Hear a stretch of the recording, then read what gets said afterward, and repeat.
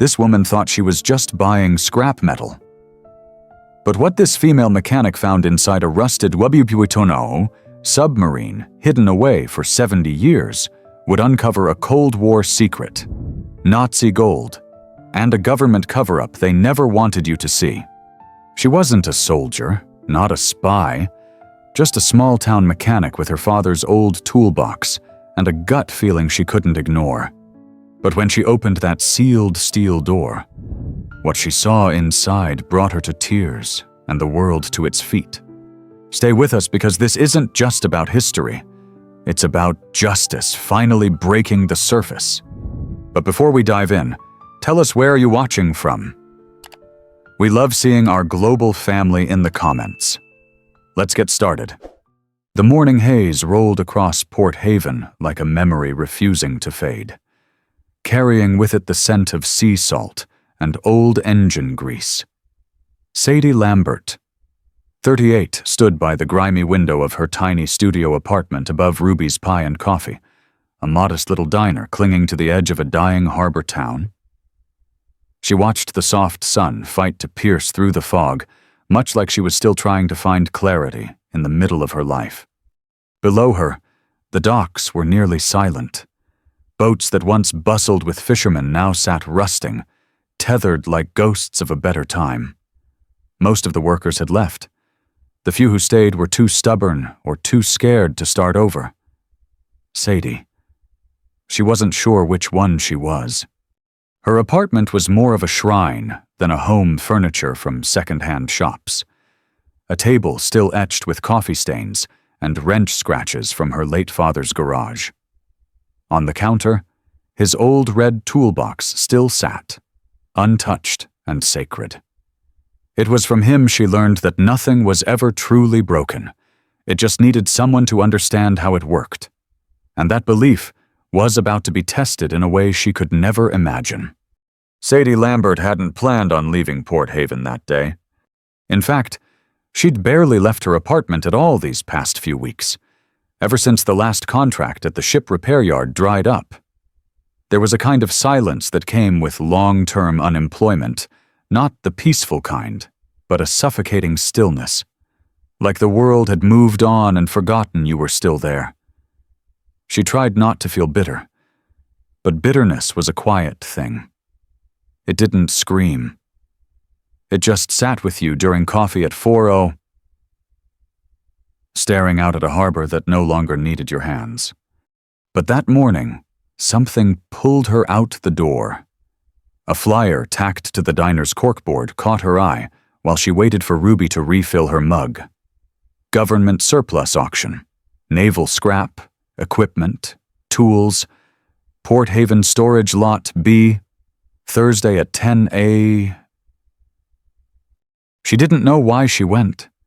Maybe it was boredom, maybe it was desperation, or maybe deep down, she still believed that some forgotten thing out there was waiting to be fixed.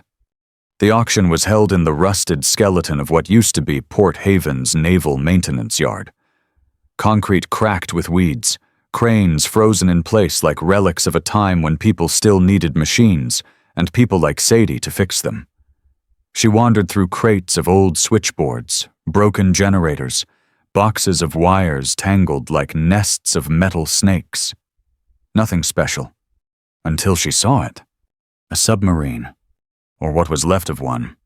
It stretched almost 200 feet along the edge of the lot, perched on massive cradles like a sleeping steel beast. Its black hull was mottled with rust and gull droppings. The conning tower crooked and chipped. It looked every bit the Cold War relic the auctioneer called it, Navy surplus, decommissioned, non-functional, likely scrap. And yet, something about it stopped her. Other bidders walked past it, making jokes. One guy laughed. "Hey, you want your own Bond villain lair?" Another shook his head. "That thing won't move an inch without a $1 million crane."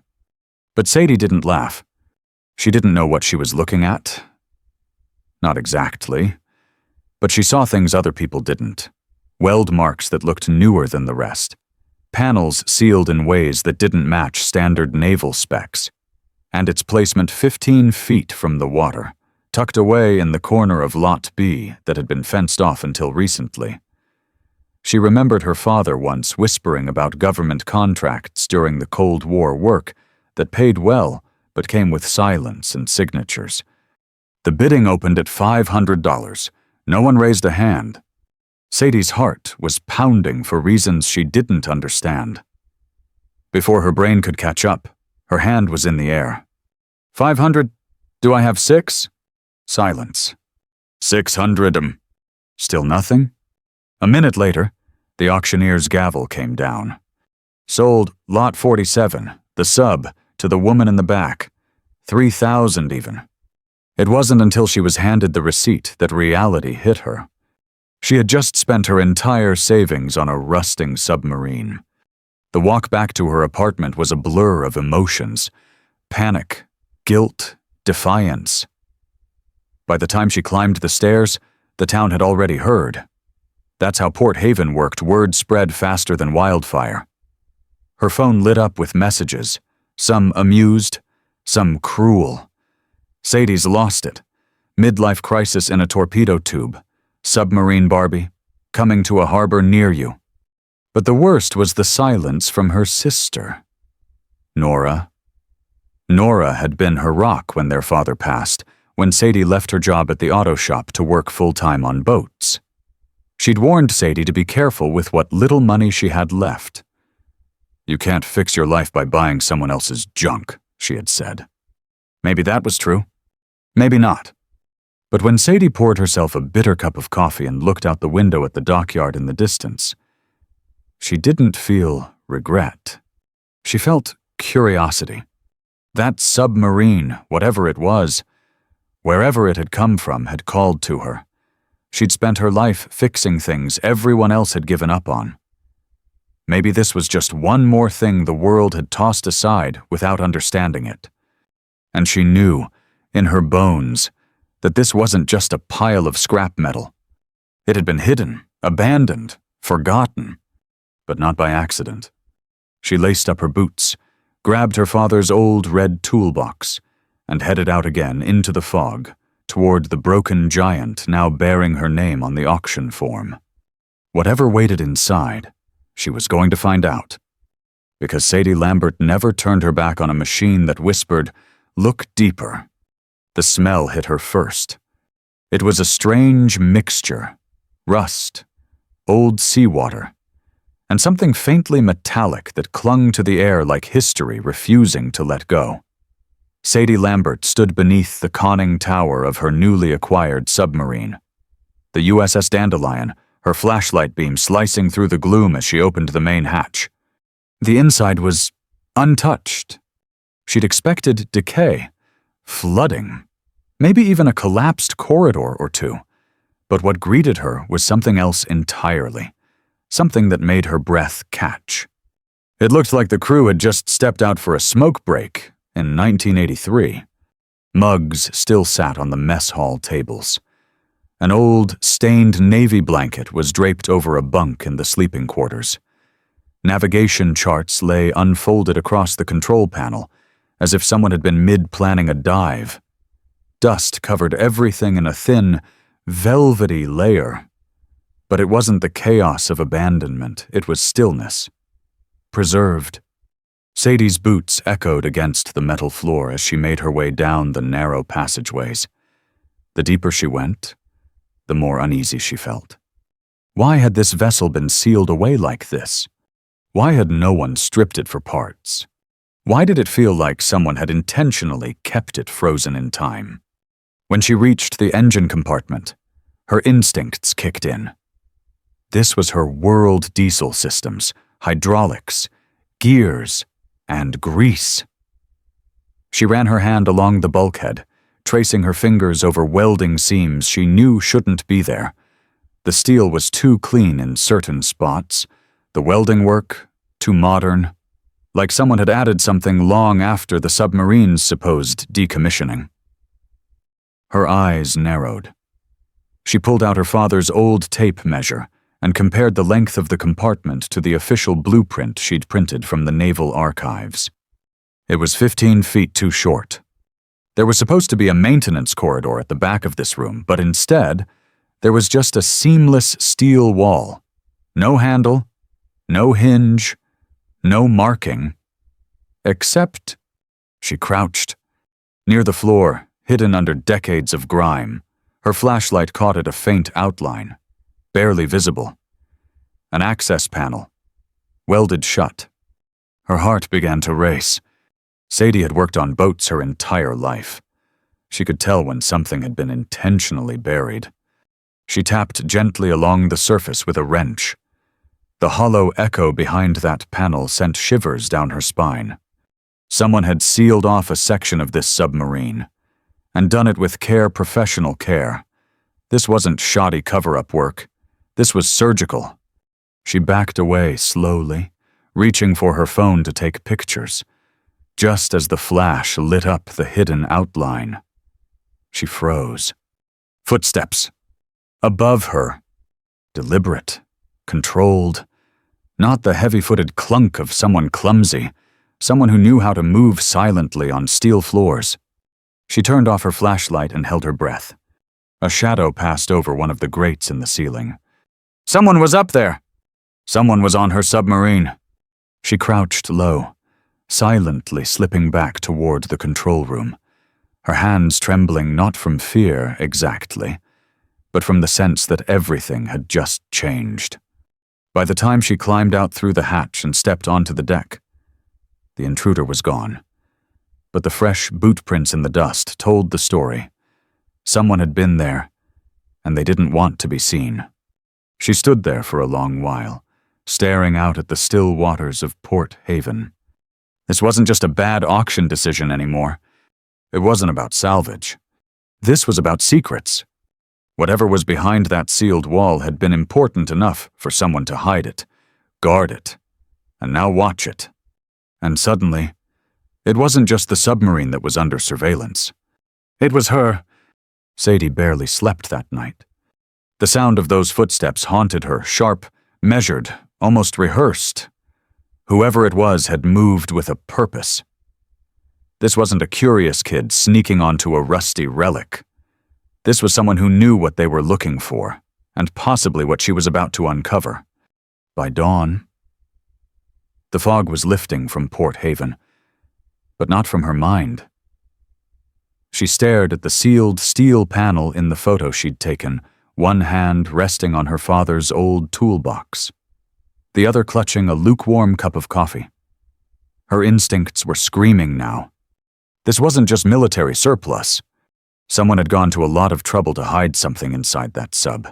The hidden welds, the falsified length on the blueprint, the compartment that shouldn't exist, all of it pointed to a cover-up. But why? She needed answers. And she needed someone who could help her look at this from more than just a mechanic's point of view. So she called the only person who came to mind. Dr. Elena Vasquez had been a guest speaker at a maritime history event Sadie attended last year, one of the few evenings she'd allowed herself a break from wrenching and worry. Elena specialized in Cold War naval movements, particularly those involving covert ops. Sadie remembered how her eyes lit up when she talked about ships, and how her voice lowered when she mentioned classified deployments that never made it to textbooks. By some miracle, or perhaps fate, Elena answered on the second ring. "Ms. Lambert," she said, her voice warm but alert. "You said you bought a submarine." Sadie chuckled nervously. "Yeah, that's the short version." Elena arrived by noon. She was in her 50s, dressed in jeans, boots, and a cable-knit sweater that smelled faintly of mint tea and old books. Her sharp, curious eyes scanned the exterior of the vessel like a detective at a crime scene. "USS Dandelion," she whispered, running her hand over a rusted emblem. "Officially decommissioned in 1987, spent its final years in classified service. I tried requesting mission logs once, got blacked-out pages and a polite denial letter from the Department of the Navy." Sadie led her inside. As they descended into the dim, narrow corridors, Elena's demeanor shifted from curious to stunned. "This isn't a forgotten relic," she said. "This is a preserved time capsule. Look at the crew charts still pinned on the wall. The coffee mugs, the navigation maps." They reached the sealed panel. Sadie showed her the measurements, the welds, the subtle inconsistencies. Elena crouched down beside her, running her fingers along the edge of the hidden seam. "This wasn't on any of the deck plans I've seen. Whoever did this wanted it to disappear." Then Sadie showed her the photo she took of the coordinates etched into the metal beside the panel, barely visible, like someone hoped no one would look too closely. Elena's face paled. "This is the Florida Straits," she said slowly, pointing to the numbers. "Rough waters, strong currents, remote. During the Cold War, it would have been a strategic gold mine for monitoring Soviet submarines, or hiding something." They stared at each other in silence. Sadie felt the weight of it settle in her chest. This wasn't a mystery she could fix with a socket wrench. This was bigger than any problem she'd faced. This wasn't just about her savings, her pride, or her reputation. It was about the truth. Elena exhaled and stood. "I need to be honest with you. Sadie, I've had people reach out before asking about the Dandelion. Supposed journalists, but they knew far too much about sealed operations. I didn't engage, but if you found something they've been trying to bury." Sadie looked down at the steel wall one more time. "Then I think we just stepped into something we can't walk away from." For the first time in months, maybe years, Sadie didn't feel lost. She felt awake. Her whole life, she'd fixed what other people threw away. Now, it seemed, she was about to try fixing the truth. The next morning, Sadie arrived at the submarine before the sun had fully risen, a chill in the air and a storm warning on the radio. She wasn't there to tinker. Not today. Today, she brought a portable generator and her father's cutting torch. Elena had insisted they document everything. She'd printed out satellite maps, naval records, and even brought an old-school Geiger counter just in case. She'd said, only half joking. Sadie didn't laugh. She was past laughter now. As sparks from the torch danced along the steel, Sadie worked methodically. Her pulse was steady, her breathing even. For the first time in years, she felt like she was doing something that mattered. When the last weld gave way, the square panel groaned inward and dropped with a hollow clang, revealing a dark, narrow passage beyond. Sadie's flashlight flickered as she ducked inside. The space was no bigger than a walk-in closet, the air stale, thick with the scent of metal and time. And then she saw them. Charts, folders, containers, photographs. Bolted to the floor was a rusted steel cabinet, its drawers jammed with what looked like naval survey maps. But these weren't just any maps. They were hand-drawn, meticulous, and marked with strange annotations in English and Russian. Elena's gasp behind her confirmed it. "These are Cold War-era recon maps," she whispered. "Topographical sonar scans. This isn't just old data. This is classified material, highly sensitive." Sadie reached for one of the folders. Inside were black and white photos of divers next to what looked like a sunken submarine. In one of the images, stenciled across the hull, were 3 letters. U-461. "Elena, isn't that a German U-boat?" Sadie asked, stunned. Yes, one of the last ones unaccounted for after World War II. It was rumored to have gone down carrying stolen art, gold treasure the Nazis looted during the war. Elena's voice trembled now. This is proof that it was found." But before Sadie could reply, her phone buzzed a message from a blocked number. "What you found doesn't belong to you. Sell the submarine. Walk away. Final warning." Her stomach dropped. Elena's phone rang seconds later. "Unknown number," she didn't answer. Sadie stood frozen, heart pounding. She looked around the compartment. This wasn't just evidence.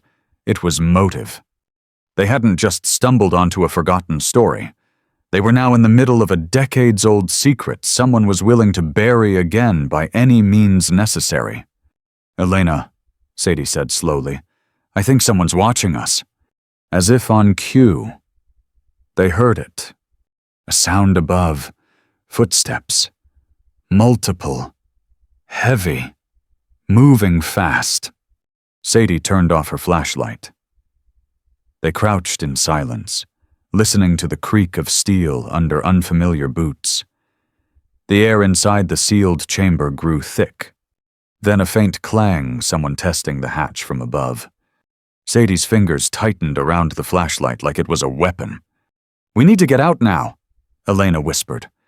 They crawled back through the opening and sealed the panel as best they could from the inside, heart hammering. Sadie peeked through the periscope housing in the control room. 3 figures in dark clothing circled the deck. One of them had a camera. Elena whispered. "They're documenting what we do. Not stopping us. Yet. That means they're collecting evidence or waiting for something." Sadie's phone buzzed again. "You still have a choice. Walk away. $50,000. No more questions. No more surveillance." Elena exhaled, visibly shaken. "That's not a warning anymore. That's a buyout." Sadie looked at her. "All my life, I've fixed broken things.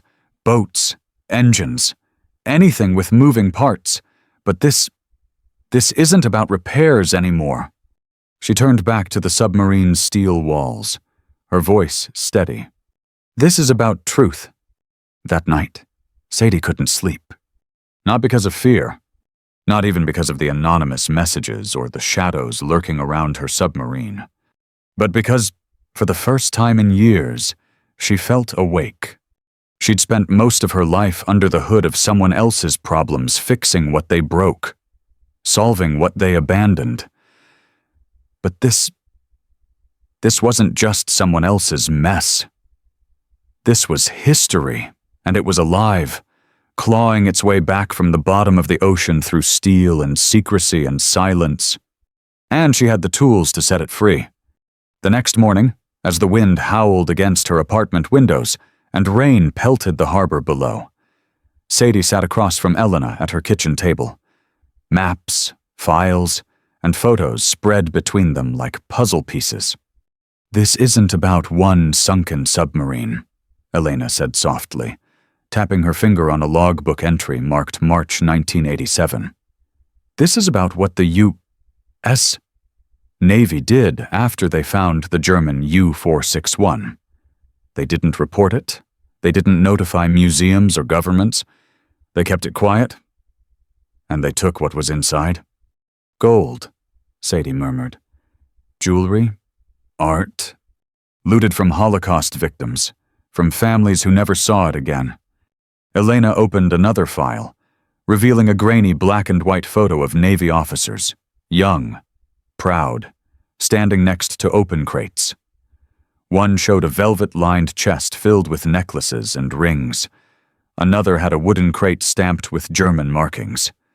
The top cracked open to reveal bars of gold. Sadie stared at the images, her stomach turning. "You're saying they used the Dandelion to transport stolen Nazi treasure?" Elena nodded. "Classified salvage operation, codename Operation Deep Watch, or Depth Charge, depending on which document you trust. The officers were rotated out after the job. Crew lists were redacted. Everything was buried." Sadie clenched her fists. "And now someone wants to keep it buried." The knock on the door startled them both. Sadie's heart skipped. It wasn't angry. It wasn't desperate. It was calm, authoritative. Through the peephole stood a man in his 50s, dressed like a businessman, but with the stance of a soldier. Behind him, 2 others in matching black coats flanked the hallway. Sadie opened the door a crack. "Ms. Lambert," the man said, his tone polite but firm. "My name is Mr. Hawthorne. I represent a private security firm with an interest in government acquisitions. I'd like to speak with you. May I come in?" Elena stood silently behind the doorframe, phone in hand. Sadie hesitated. "Make it quick." "Mr. Hawthorne stepped inside like a man used to permission. His eyes took in the maps and files on the table with a flicker of recognition. But no surprise. "You found something, historically sensitive," he said. "You've also been offered compensation for your cooperation. I'm here to inform you that the offer has increased." He reached into his coat and set down a plain white envelope. Inside a check. $75,000. Tax-free, immediate. "No paperwork required," he added. "As long as you walk away, we'll handle the rest. Secure the vessel. Ensure public safety." Sadie stared at the check. That was more than enough to start over. Leave Port Haven. Build a new life. Fix a house. Open a shop. Hell, even breathe again. But then she looked at the photo still on the table. A child's drawing tucked inside a crate of stolen art crayons faded. The name Annalisa scrawled in block letters. She looked at Hawthorne. "And if I don't walk away..." His smile faded. "Then my clients will escalate. Legal action. Seizure of assets. Perhaps charges for possession of classified documents. You'll be painted as unstable, obsessive. No one will believe a mechanic from Port Haven over decades of government records." He leaned forward. "I don't say this as a threat. Ms. Lambert, I say this as inevitability." Sadie's jaw tightened. "You think I care what you paint me as I've been called worse? Broke? Stubborn? Crazy? But I've never been called coward." She tore the check in half. Then again, and again, until the pieces floated like snow to the kitchen floor. Hawthorne straightened his coat. "You have 24 hours. After that, things become less civil." He left without another word. The silence in the room was thick. Elena finally spoke. "You just turned down $75,000. Sadie looked back at her toolbox, then at the photo of the little girl's drawing. They buried this for decades. But maybe I was meant to find it. Maybe this isn't about fixing a boat. Maybe it's about fixing a lie that's lasted too long." The rain hit Port Haven hard that morning, turning the harbor into a canvas of ripples and gray. Most people stayed indoors, sheltering from the coming storm. But Sadie Lambert had other plans. She stood in the control room of the USS Dandelion, soaked from head to toe, her father's old raincoat clinging to her like armor. Elena was beside her, holding a waterproof binder filled with evidence photos, coordinates, naval records, and the most damning of all, Captain Reynolds's personal logbook, hidden behind a false panel in the captain's quarters. That book was the key. Inside were daily entries from the final months of the Dandelion's secret mission. It detailed salvage dives, crew rotations, and coded communications from Washington contact. But one entry brought both women to silent tears.